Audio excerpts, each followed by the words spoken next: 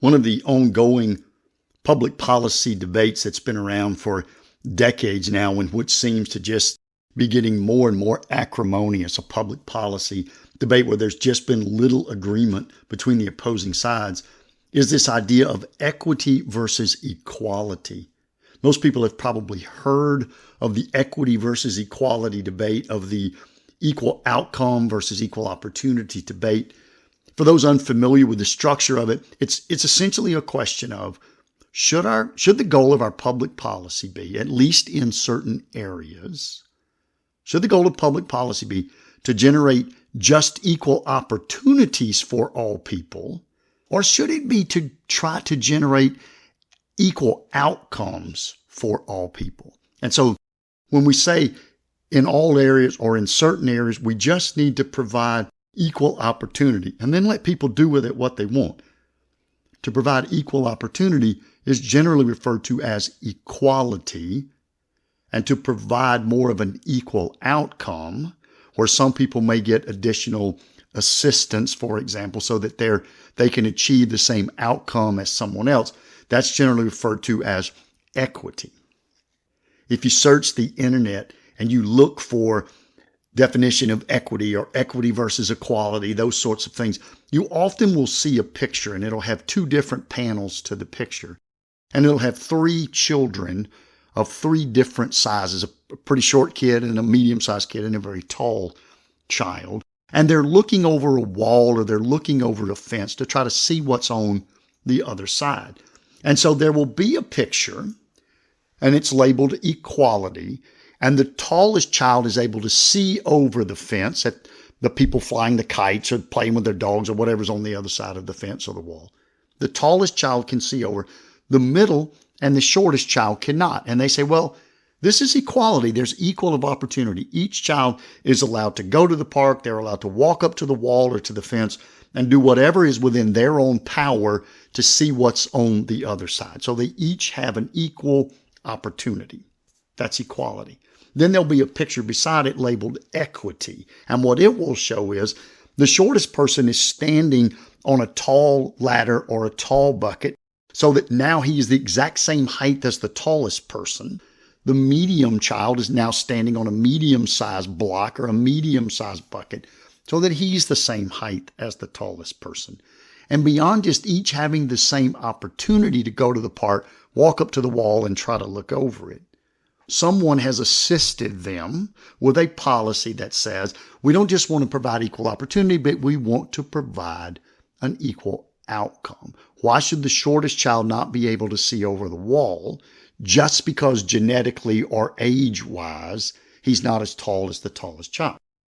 And when we see an illustration such as this, it causes most of us to go, well, then why don't we just promote equity in all cases? Why aren't we just trying to equalize outcomes? Again, they're right. Why would the short kid need to suffer just because genetically he's so much shorter than the tall kid?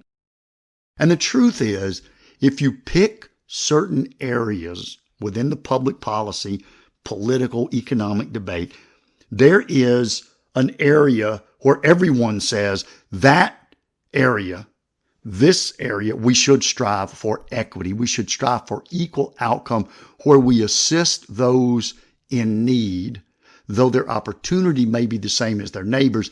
They're simply not going to be able to achieve the same outcome. Everyone agrees that equity is right. In some cases, the debate has become so acrimonious that if I disagree with you or you disagree with me about where the policy should focus on equity versus where our policies, laws should focus on equality or just equal opportunity, then we begin to accuse each other. You don't care about those who are underrepresented or whatever the phrase is. And so it becomes very acrimonious when I don't agree with you as to where we should focus on equality versus equity. We just begin to say it's because you're heartless, it's because you're cruel. The truth is, there are areas where we all agree it should be one and areas where we all agree it should be the other. We just don't agree that the areas are the same. And the truth is, of course, it's not feasible to direct all public policy towards making equality of outcome a certain thing. It's not desirable, honestly, to direct all public policy to make the outcome of all of our efforts that everyone has an equal outcome, not just an equal opportunity. But the point of this podcast is actually to say, when we view the world through a biblical lens, we get sort of an interesting perspective on that break. Where do we want to focus our efforts on providing equal outcomes versus providing just equal opportunities? As everyone with a biblical worldview states, we know the Bible teaches, and it teaches it clearly, that we cannot perfect the world that we live in. We simply cannot have perfectly equal outcomes across all possible dimensions. It's not realistic. It's simply not going to happen.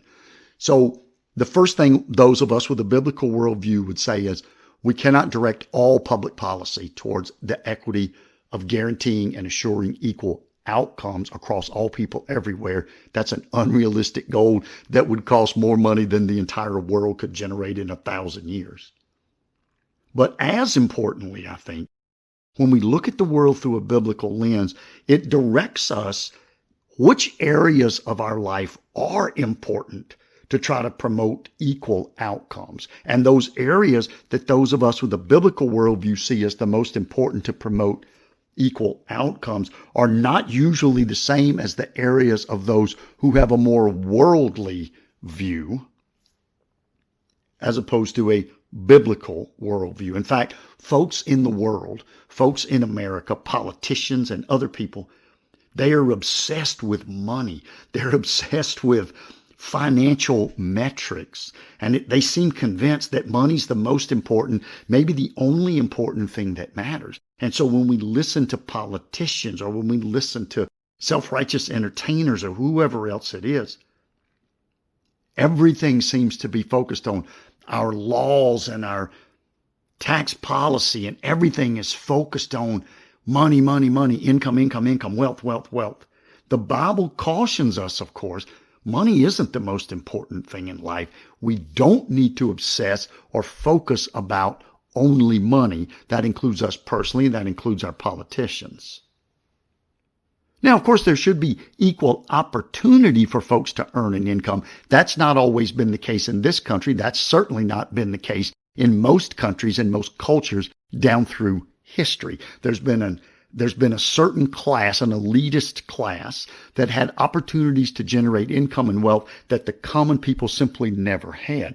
And in our country, it's been that way for years and years as well. So it's important to note, we are definitely saying everyone should have an equal opportunity to generate income. And of course, Christians would say there should be both charitable organizations and government programs that work with those who have the greatest need to keep individuals from falling into poverty, children from suffering malnutrition, the retired from losing their homes and those sorts of things. But if we go beyond money, if money isn't at the top of the list, what is at the top of the list? So let me start with kind of a couple of reasons why money wouldn't be at the top of the list. Number one, we're not only worried about income or wealth metrics with a biblical worldview, because one, financial metrics are sometimes unequal, not because people didn't have equal opportunity, but the outcome is not equal because people simply made different decisions. One woman decides she wants to have a career. She wants to move up. She works continuously. She gets promoted. Another woman decides at some point she wants to come out of the workforce, maybe forever, maybe for a dozen years. She wants to have children. She wants to raise a family. Obviously, that first woman is going to go much farther up the corporate ladder, make more income, and be able to build a much bigger pension than the other woman. Both of them are very content with their choices. Their incomes and wealth are clearly unequal, but their lives in terms of contentment and purpose and fulfillment are not. One man at his work volunteers to work late at night and to work the weekends to earn the overtime. And one of his coworkers says, nope, I will never work past 5 o'clock during the week. And I will absolutely never work on a Saturday because I enjoy my leisure activities with my friends or with my family. The income of the one is greater. The wealth of the one will end up being greater than the other. Yet again, though that outcome is unequal, their contentment with the choices they make in life are equal. So one reason money's not at the top of the list is an unequal outcome of income distribution doesn't necessarily mean that something is wrong with the system. It may mean that free people are making free choices. But here's maybe a bigger issue. When we see consistent, systematic, unequal outcomes in wealth and income, even if they have the same quote unquote opportunity, they never seem to quite reach the same level of the same outcome. That is usually because there's a lack of opportunity and another factor that's contributing to the financial success. And so as politicians struggle to try to even out the financial outcomes, to provide true equity there, because they're not addressing where there's a lack not only of equity, but oftentimes a lack of equality, because they're failing to address the factors that are feeding those unequal outcomes. They never are able to fix the financial outcomes that are unequal to begin with. And so the things that feed, the factors that contribute to the unequal outcomes financially are actually things that are very close to the Bible's heart. Things that the Bible would tell us, if we're looking at the world through a biblical lens, the Bible would say these are some of the most important things where we do need something closer to an equal outcome per person than just an equal opportunity per person. So let me list a couple of those out really quickly. I'm going to use ones that involve children, because once we've provided unequal outcomes to our children, it really makes it hard then in their futures to equal out their outcomes among a number of different things: money, wealth, satisfaction, and other things. So very simply, should we promote not just equality of opportunity, but an equity of equal outcomes in certain areas? The Bible would say absolutely yes. And one of the first places that we would say is there needs to be an equal outcome in terms of education. And in our country, to our great shame, we do not have anything close to an equal opportunity or an equity of outcomes, certainly in terms of education. And here's why it's such a shame.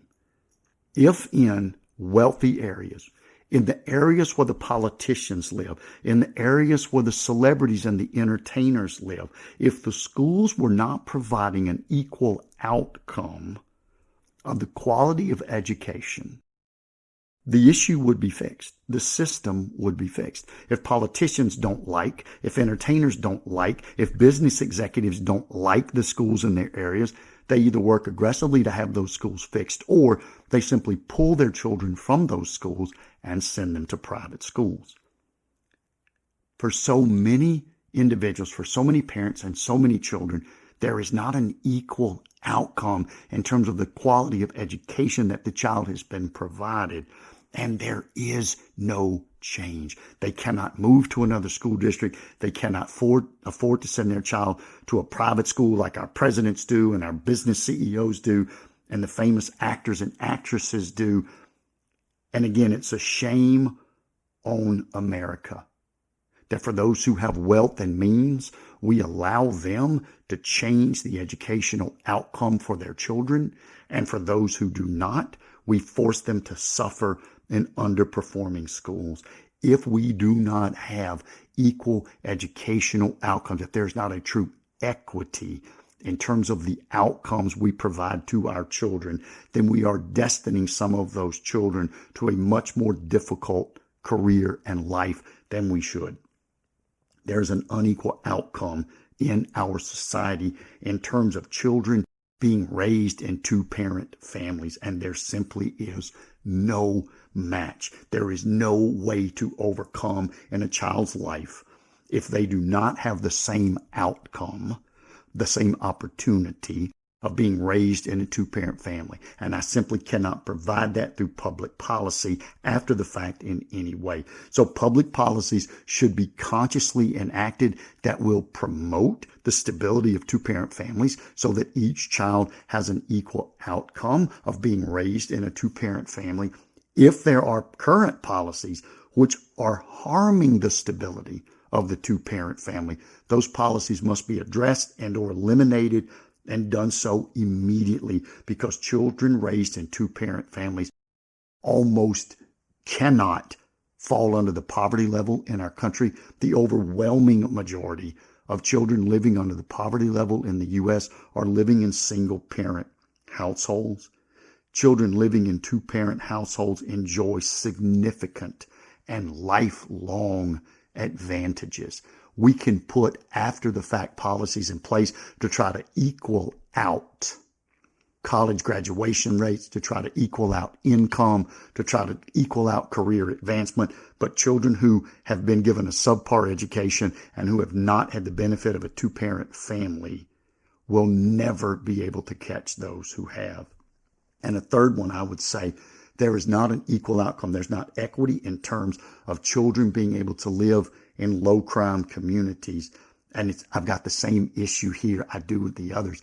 For the wealthy individuals, for politicians, for business CEOs, for those whose parents have handed them down a huge inheritance, for athletes and entertainers, they can move. They have the luxury of moving their children to neighborhoods and communities where there is safety and stability day and night. And it is, again, a shame that our country allows wealthy and powerfully connected individuals to raise their children in safe and stable, low-crime communities, while we take others in our world and subject them, especially children, and subject them to unstable and far more dangerous communities. And again, where would I like to see an equal outcome, where I know that everybody has not just been given the same chance, but they've been given the same result?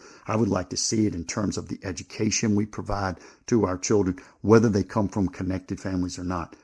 That children have the opportunity to be raised in two-parent families, and that there's equity in terms of the crime and security of the communities and the neighborhoods in which we raise our children. And here's the truth. All three of those things are very difficult things to turn into reality. We cannot shrink from something simply because it's hard. Our politicians need to make tough choices and put creative policies in place so that we can ensure that our children in those metrics have equal opportunities and also get equal outcome. Well, your mommy and daddy could have stayed married. They just didn't. So you had an opportunity. Yeah, that doesn't work for me.